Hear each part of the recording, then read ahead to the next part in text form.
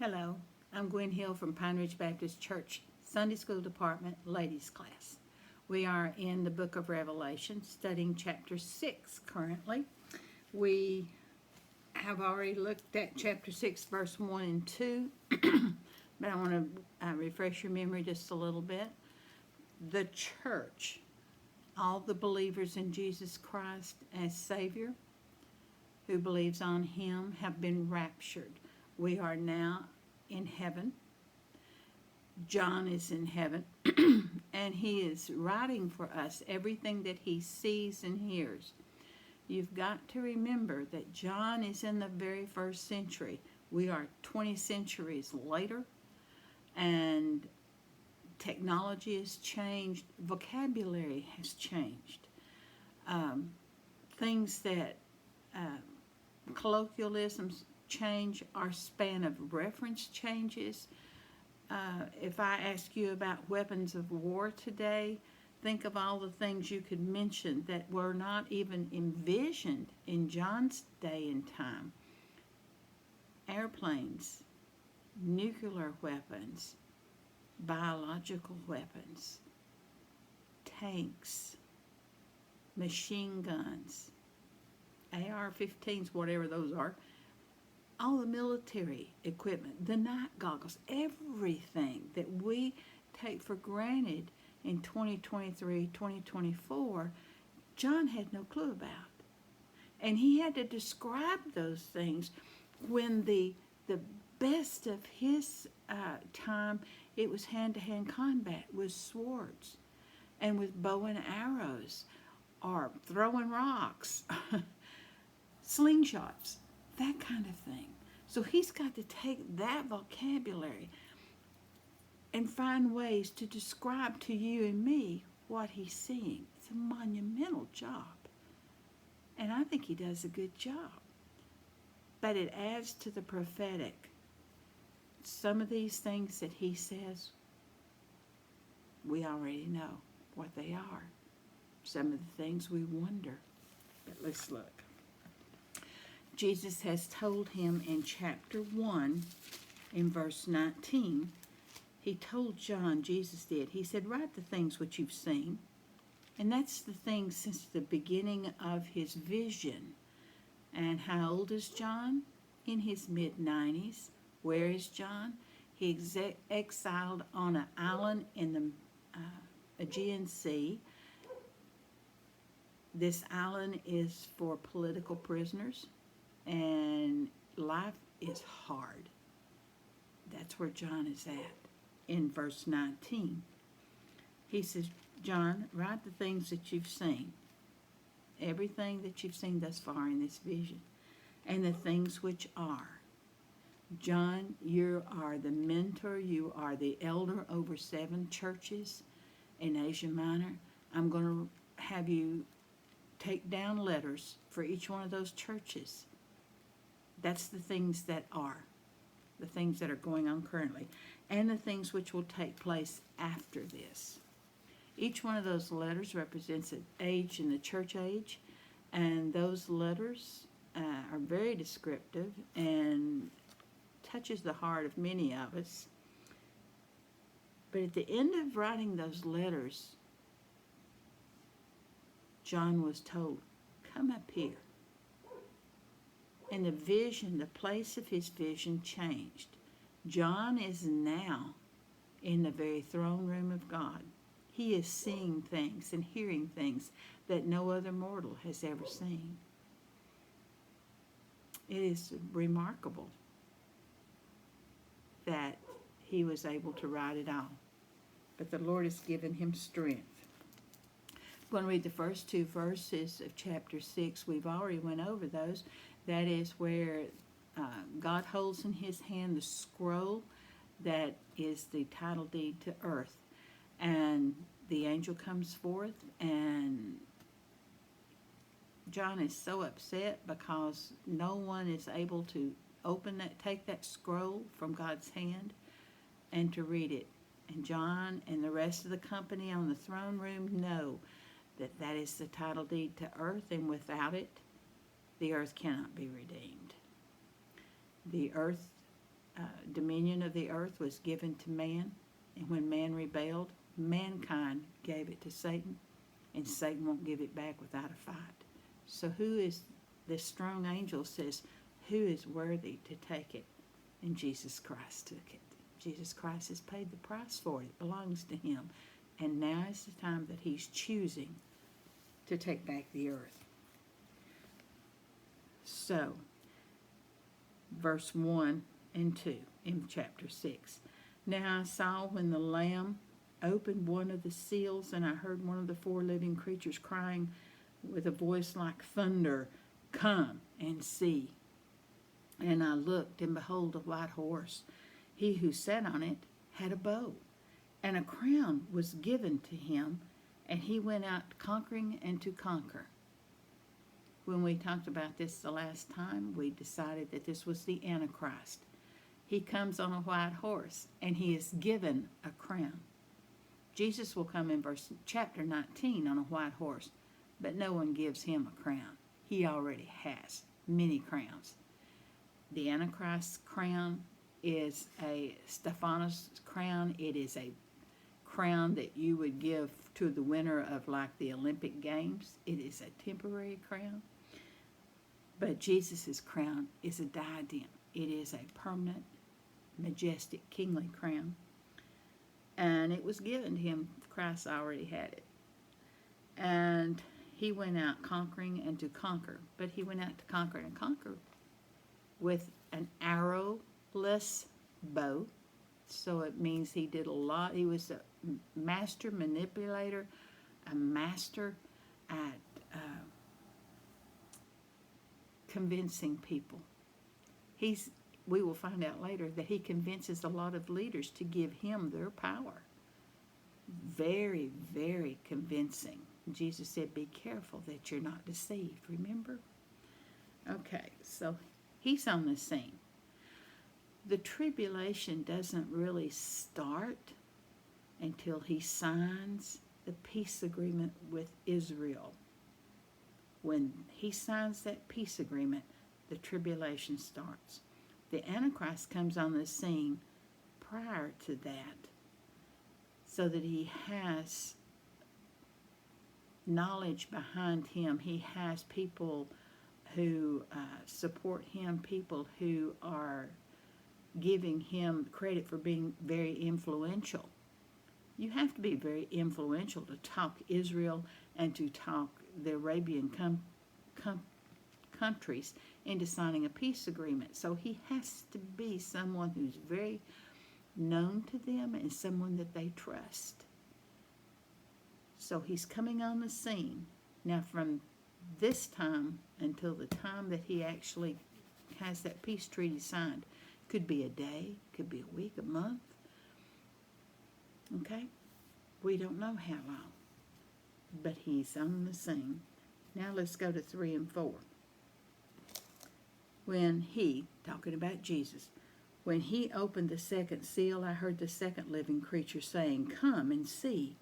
Another horse, fiery red, went out, and it was granted to the one who sat on it to take peace from the earth, and that people should kill one another, and there was given to him a great sword. There's a lot of information packed in these 2 verses, and that's what we're going to look at this time. Jesus has the scroll. He's opened it up to break one seal. Now we're in the second seal, and he breaks that seal so that we can see what is contained on this scroll. And the second living creature, there's 4 of them, remember? They stand surrounding the great white throne. Their whole job is to praise God and to monitor God's plan for what is going on in the earth. And each one of them, these 4 living creatures, are responsible for carrying out God's plan, much like you and I are to be carrying out God's plan. He said, I heard the second living creature say, "Look." this vision now changes. John is looking at what the living creature, isn't the angel, is instructing him to look. He's in heaven, but what his vision is what's happening on earth. And what he saw was a fiery red horse. Red is symbolic of war. So the first rider promised peace, but following flat on his heels is war. And this isn't just any war. There's been many, many wars since Jesus had been here walking the earth. There's been many. I'm 75. There've been a lot of wars in my lifetime. And it was granted to the one who sat on it. Who has the power to grant power? God himself. This is God's plan. This is not what he originally wanted, but mankind rebelled. So now he has made arrangements to redeem the earth and to pull it back to where he wants it to be, how he wants it to be. And the power that he has given now is of judgment. We have just come through the Christmas season where we thought of Jesus as the wonderful little baby in the manger, the innocent, the gentleness of it. We look into Mary's eyes as she lovingly looks at this little baby in her lap and realizes that this is the Son of God. We're seeing a different Jesus here. We are seeing King Jesus. We are seeing Jesus, the second head of the Trinity. We are seeing a man. We are seeing a God who knows the plan of God, who is ready to redeem any person that's willing to come. This fiery red horse and rider went out, and it was granted from the one who sat on it to take peace from the earth. That's not just... I live in the United States, and for most part, we're peaceful. And we watch, and we learn as people war around the globe around us. But this is a global war. This is an earthly war. This is not contained in little bits and pieces and a little place over there and a little place over there. This is worldwide. And that people should kill one another. Friendly fire or aggressive fire. We're killing each other. There's a lot of things that people want to fight each other over. And this rider was given a great sword. Most of the commentaries that I have been reading about that have written their commentaries within the last 100 years are talking about a great world war. And World War I, it did not involve the United States territorial-wise. It definitely involved our warriors, our soldiers. World War II involved our soldiers, but didn't really touch on our land. World War III will.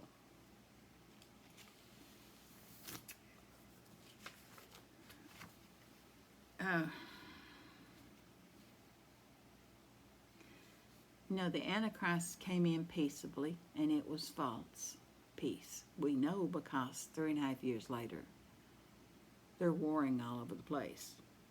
There were some people that was resistant to him when he comes on board, but now we're going to see that things that were told us in Ezekiel and in Daniel come to pass. Revived Roman Empire will fall again. Israel, for the first 3.5 years, is under the protective umbrella of the peace accords that they signed with the Antichrist. But then he turns on them, and Israel is feeling the wrath of the Antichrist. He is a powerful, powerful force. Okay, so we are looking at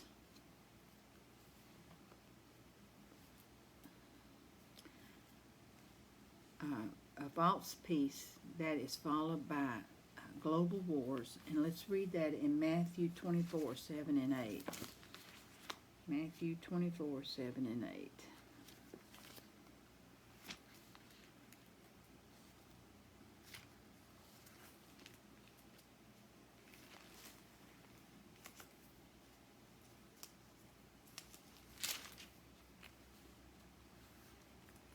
And this is Jesus speaking. In Matthew 24, 7 and 8, he is answering the question that was posed in verse 3, and his disciples asked Jesus, said, "Tell us when these things be, and what will be the sign of your coming and the end of the age?"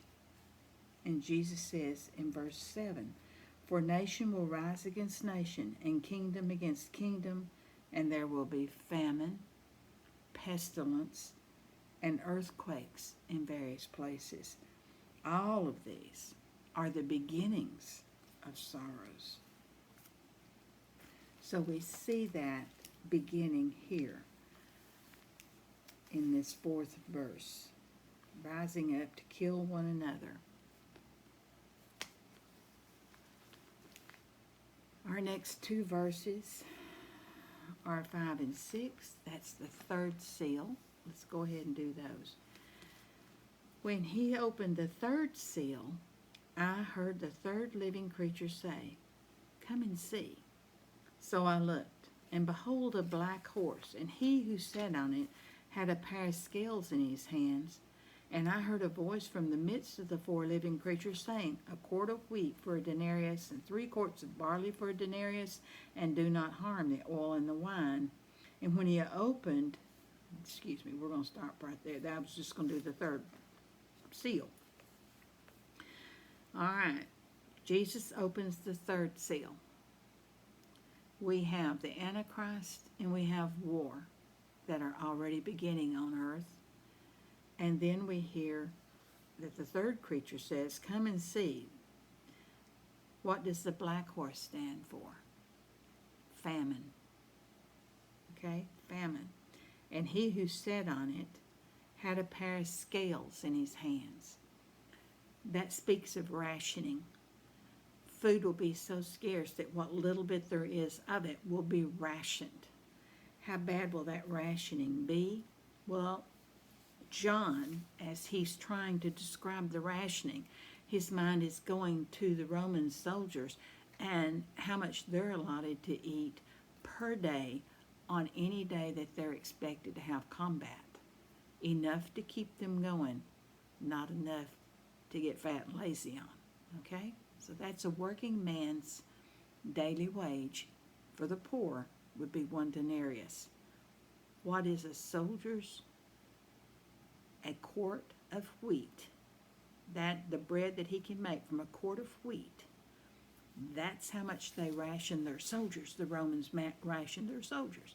So John is using that, a whole day's wage, to buy just enough to feed yourself for 1 day. What about the person who has a family? And they're talking, the first one is wheat, if you'll notice. A quart of wheat for a denarius to make a loaf of bread. The wheat is the more nutritious, has the better flavor and better texture. And he said, and 3 quarts of barley. That "and" is really "or," and "or." he can use his denarius to buy a quart of wheat or 3 quarts of barley. If you were a man who were trying to feed a family, you'd work all day for enough for your family to have 3 quarts of barley. What did they use barley for in John's time? Mostly for animal feed. It'll fill you, but the nutrition is not there. Okay? So what he's doing here, he's telling how bad the rationing will be. It's hard when you don't have enough to feed your family. When you really have to work hard to make sure there's enough food on the table for your family. I did not live through the Depression, but my mother did. And I've heard stories of her. They were a poor family, and she said lots of times her mother would sit in the rocker and drink a cup of coffee or what passed for coffee. And the kids would want her to eat with them, and she said, "No, I've cooked and stuff. I'm just not hungry anymore. I don't want to eat." And my mother said many years later it dawned on her. Her mother didn't eat to make sure that her children had enough to eat. That's the way it's going to be. Food's going to be hard to come by. When you read this, I want you to look. You're going to hear a voice from the midst of the 4 living creatures. The 4 living creatures encircle the throne of God. What's in the midst of them? God himself. So this is the voice of God that you're hearing. He said, famine is going to be so bad, a quart of wheat for a denarius and 3 quarts of barley for a denarius, and do no harm to the oil and the wine. Couple of ways to look at that. Oil and wine are precious. Oil and wine is what gave the wheat or the barley a lot of flavor. Be sure that you treat it as a very precious commodity. Don't waste it. Take care of it. Or it could also mean this is not going to affect those who could already afford the luxuries of wine. Okay? The oil and the wine. That at this point in time, the rich are not going to suffer. They're going to have enough to get whatever it is they need. One commentator thinks that this is going to really work. What we're hearing or seeing right here is a division in the classes of people, which is going to instigate a war between those classes. When the poorer classes see that some people can have all they want and they can't have enough to survive, they will rebel. That this is part of man fighting against man. That this is part of the rebellion that is going to happen. So, we shall see, shall we not?